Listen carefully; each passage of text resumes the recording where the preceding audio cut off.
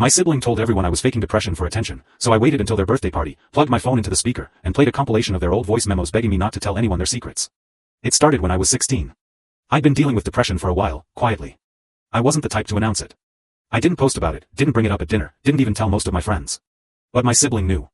They were older by 2 years and shared a room with me for most of our lives. They knew the nights I couldn't sleep. They saw the days I wouldn't eat. They were the first person I told. I thought they understood. They cried when I told them. Said they'd never let anyone hurt me. Said they had my back. So I trusted them. When I finally started therapy, I told them. When I got prescribed medication, they were the one who picked up the bottle with me. I thought that meant something. That maybe I wasn't totally alone. I didn't expect them to be my therapist, I just thought they'd protect what I told them. But I was wrong. It all unraveled during one random afternoon at school. A friend of mine, well, someone I thought was a friend, walked up to me and said, "So are you actually depressed, or is that just something you say for sympathy?" I blinked. I asked where that came from. She shrugged and said, "Your sibling told us. They said you've been acting weird for attention." I didn't say anything. I couldn't. I felt everything in my chest sink at once. I got home, went straight to their room, and asked them what the hell they told people. They looked up from their phone like it was no big deal. Said something like, "People were asking, and I just told them the truth." I told them the truth was that I was struggling, that I came to them first because I trusted them. They rolled their eyes. Said I was being dramatic. Said maybe if I stopped acting sad all the time, people wouldn't talk. Then they walked out. I sat there, frozen. 4 days. I stopped talking to them. They acted like nothing happened. Still asked me to cover for them when they stayed out late. Still borrowed my stuff. Still came to my room to complain about their friends. But something had snapped. Something I couldn't get back. And I kept thinking, if they betrayed me this easily, who else did they tell? I stopped going to lunch with my group. I could feel people whispering. I pulled back from everything. Stopped responding to texts. Stopped going to therapy. I felt stupid.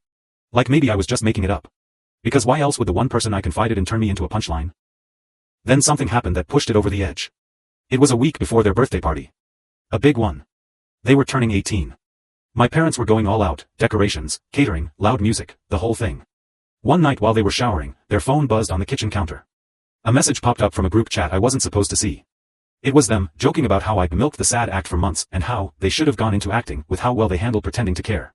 The chat laughed. One even joked, "You should have recorded that convo. That fake crying deserves an Oscar." They did record it.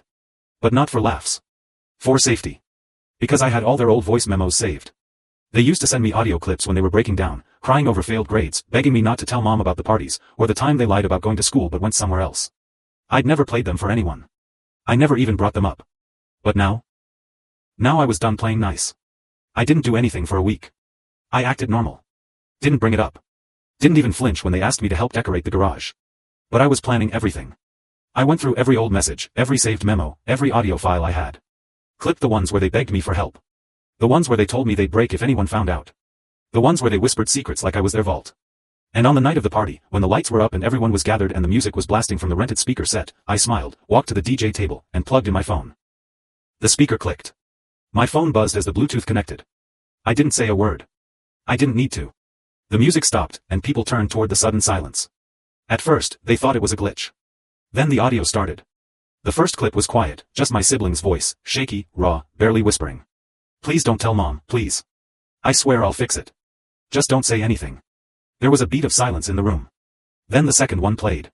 A full-blown breakdown. "I don't know what to do anymore. I feel like I'm drowning and no one sees it but you."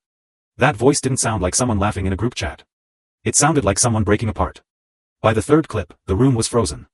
You could hear a pin drop over the soft reverb of their own secrets filling the garage. "If anyone finds out, I'm done. You're the only person I trust. Please don't ever use this against me." And I hadn't. Not when they lied. Not when they abandoned me. Not when they twisted my name in front of people who never knew me. I kept quiet until they made it a joke. My sibling was standing on the other side of the room, by the cake. At first, they didn't react. Just stared like they couldn't believe it. But by the fifth clip, their mouth opened. They started shouting over the audio, trying to talk louder than the speaker, but no one was listening to them. Everyone was listening to the truth. Some people looked stunned. Others were already side-eyeing them. The same people they bragged to. The same people they tried to impress by turning my pain into gossip. I saw one of their friends walk out quietly, eyes wide. Someone else picked up their phone and started filming. I didn't plan for that, but I didn't stop it either. This wasn't about revenge. This was about clarity. About finally showing who had been lying this whole time. My sibling pushed through the crowd, yelling my name, telling me to stop. I didn't move. I let the last clip play. "I know I said I'd be there for you, but I don't know how to carry your stuff when mine's falling apart too." That one hurt. Because I remembered when they said it. It was late. They were sitting on the floor next to my bed, crying. And I had hugged them. I had told them it was okay. I had held their secrets like glass. When the last voice memo ended, I unplugged my phone. The silence that followed was heavier than any music they could have played. My siblings stood there, red-faced, breathing hard. But they weren't angry. They were exposed. And they knew it. They walked toward me, fast, like they were about to shout again, but my mom stepped in between us. She asked one question. Just one, is everything she played real? And my sibling couldn't answer. They just looked down. That was all anyone needed to see. The party didn't end in fireworks. It didn't end in a huge fight. It just fizzled. People left slowly, awkwardly, like they didn't know how to say goodbye. My siblings stayed in the garage, staring at the half-cut cake like they couldn't remember what they were celebrating anymore. Later that night, I sat on the stairs, phone in my lap. I wasn't proud. I wasn't satisfied. I just felt finished. Like a story had been told that had been silenced for too long. And now that it was out there, I didn't have to carry it anymore. That moment wasn't revenge. It was release. And they gave me every reason to do it. The next morning, no one talked about the balloons or the decorations or the playlist. All anyone remembered was the audio. By noon, clips of it were circulating on social media, short, shaky videos taken by guests who'd been recording while pretending not to. I didn't post anything myself. I didn't comment or respond. I just watched it unfold quietly. At school, it was like walking through a glass tunnel. No one looked at me the same. People weren't whispering about me anymore, they were whispering around me. A few classmates came up and apologized. Not for saying anything directly, but for believing what my siblings said about me. Some admitted they never thought to question it. They just assumed it was true because it came from family. That part hit the hardest. My sibling, on the other hand, was silent. No posts. No stories. No dramatic statements. Just silence. Their friends stopped sitting with them. The people they tried to impress suddenly didn't want to be associated with them. It was like watching a carefully constructed mask crumble, and underneath, all that was left was someone who finally had to sit with the version of themselves they'd worked so hard to hide.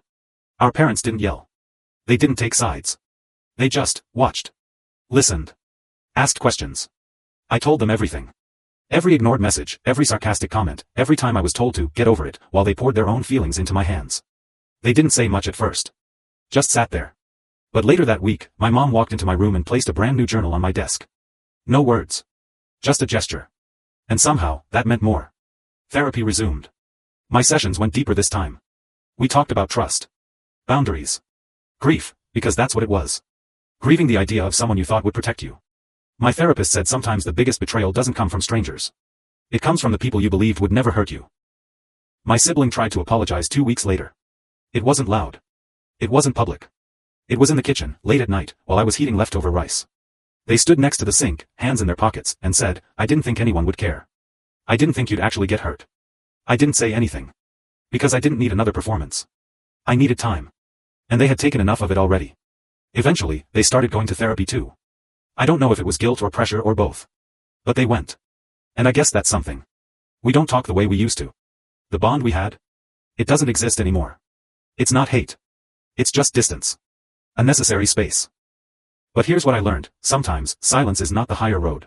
Sometimes, telling your truth, loudly, clearly, unapologetically, is the only way to survive. I kept my mouth shut for too long. Let people shape my story for me. Let someone close to me bend the truth until it broke me.